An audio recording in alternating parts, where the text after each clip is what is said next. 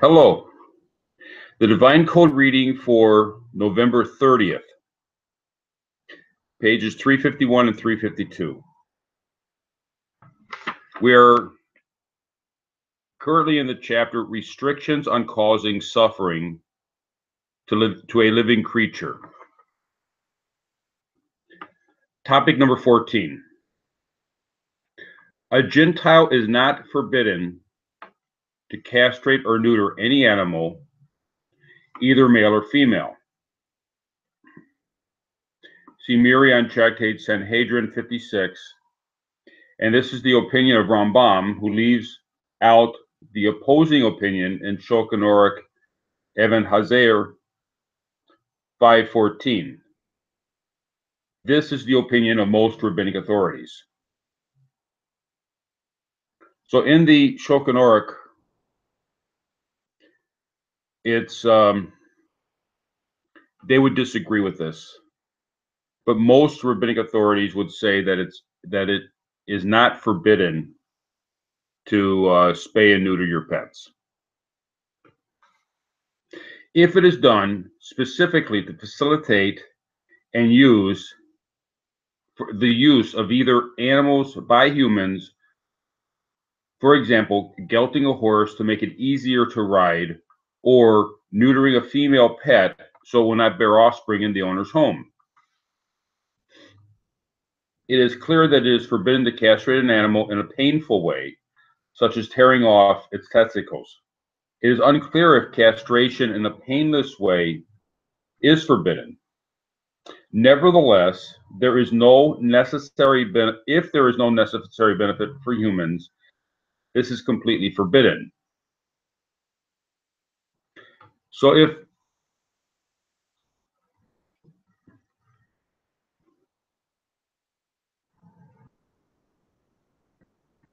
it may or may not be inappropriate to actually castrate the male animal. This is either a farm a livestock or a pet.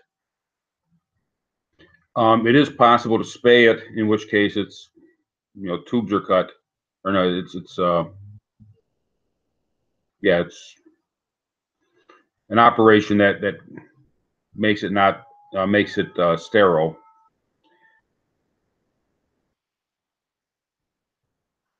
But it may or may not be appropriate to do that. Definitely in a painful way, it would be forbidden under the pain causing suffering to an animal. It is, however, forbidden to perform these activities if they will not directly benefit humans. And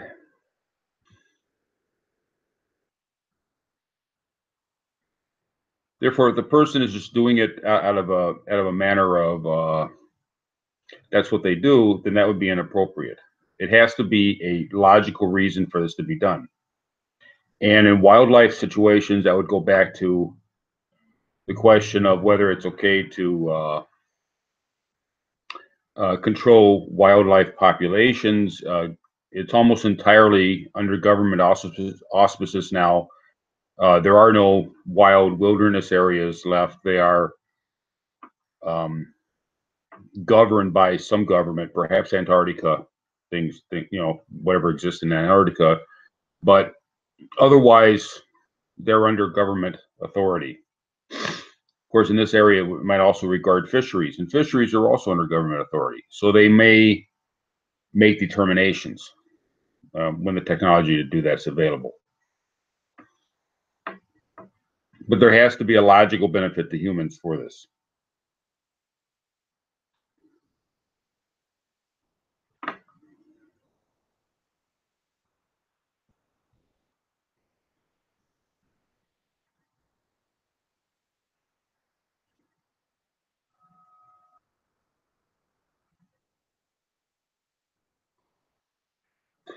Topic number 15. It is permitted to declaw an animal if this will benefit a person. For example, if it is needed to prevent an animal from causing damage. Tractate Kulin 7b, Tractate of Volozaris, 11a, and Tosafot there. So if the cat is tearing up the couch, it is halachically permitted to declaw the cat. Of course, the issues regarding suffering of a living creature would be a concern, and you'd have to talk to your vet to find out what's possible.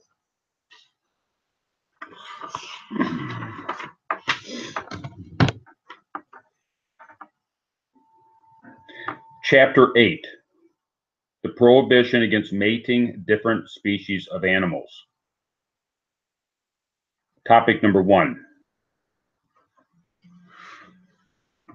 According to the Torah's oral tradition,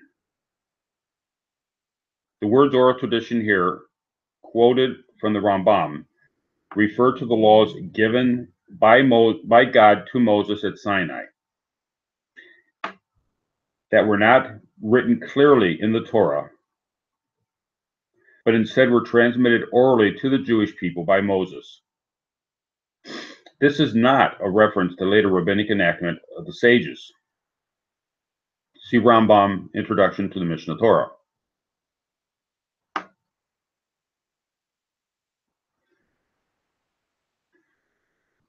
It is forbidden for Gentiles to cross-mate different species of animals. It is significant that hybridism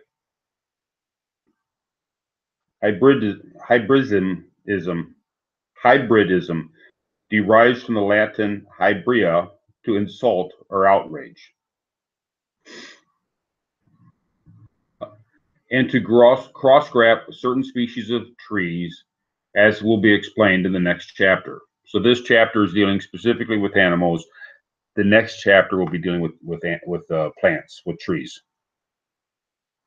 Nevertheless, since these prohibitions are not explicitly stated in the Torah does not make Gentiles liable to physical punishment for their violation. Rambam, The Laws of Kings, chapter 10. A Gentile is liable for a capital sin if he violates one of the specific 7 Noahide commandments, violations,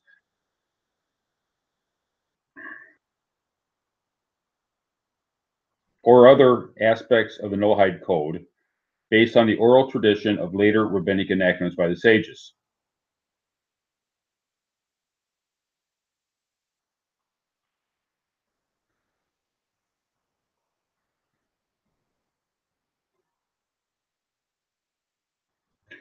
But the Torah does not require these secondary transgressions to be punished in a court of law in the physical world.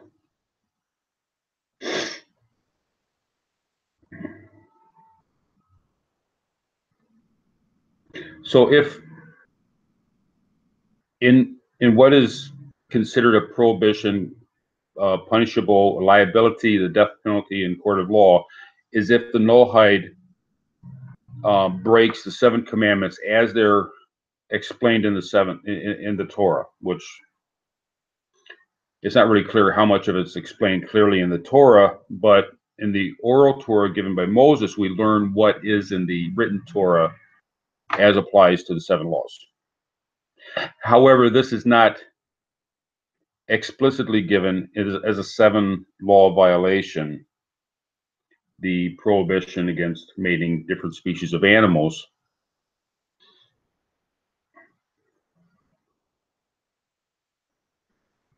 And therefore it would not be punishable. It's prohibited by the oral Torah, but it's not punishable in a court because it was not explained clearly in the written Torah as such. In other words, somewhere in the written Torah, the 7 laws are explained, and they can be analyzed and brought out through the help of the oral tradition. Explain, this is how we learn the 7 laws, and it can all be explained through the methods of analysis of how Torah is understood. that those apply to non-Jews. And this is an area that is not explicitly given in the written Torah, but it would have to be understood through the oral Torah exclusively regarding Gentiles.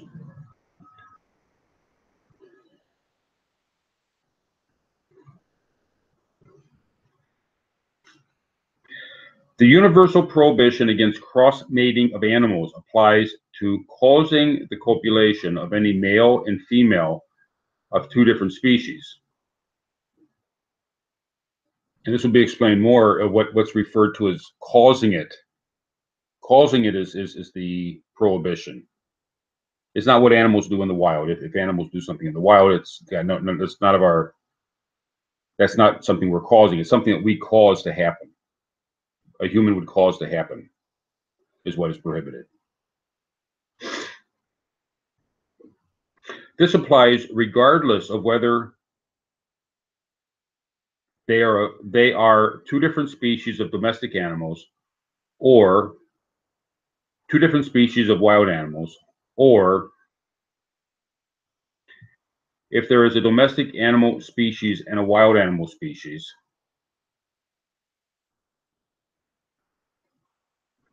So it doesn't matter what kind of animals. Also, it doesn't matter if it's earlier we were learning concerning what's considered a living animal. The blood of a living animal or limb of a living animal only applies to certain animals.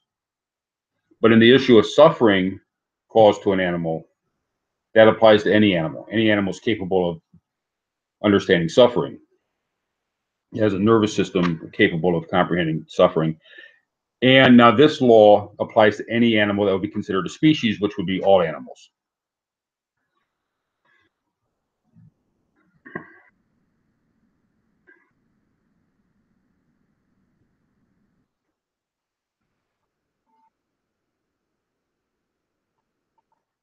This prohibition encompasses all species that humans can coerce or force to cross-copulate, including land and sea mammals.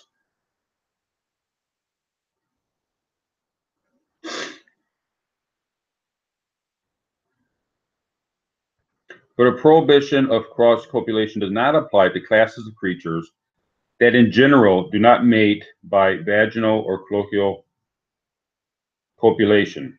See Tosafot on Tractate Bava Kama 55 regarding fish. So fish, they propagate by laying eggs, and the female fish lays the eggs, the male fish fertilizes the eggs afterwards, and that would not be technically part of this. It's the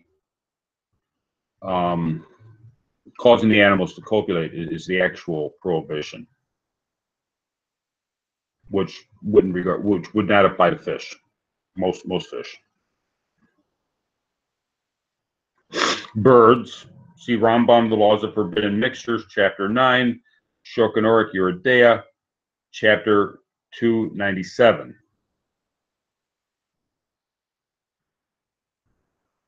So birds would be under this prohibition.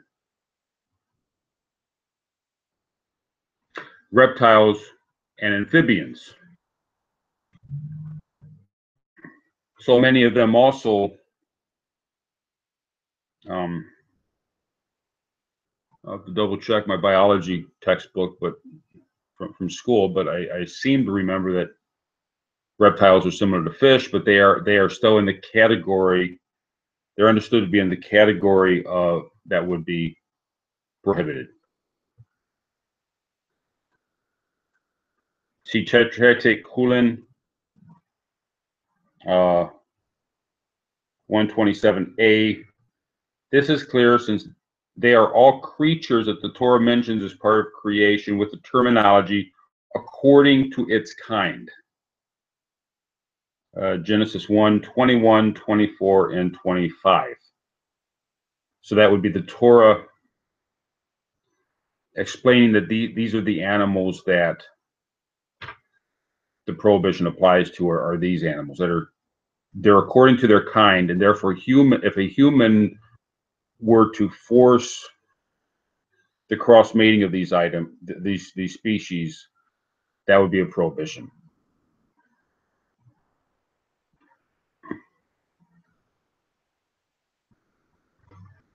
Thank you.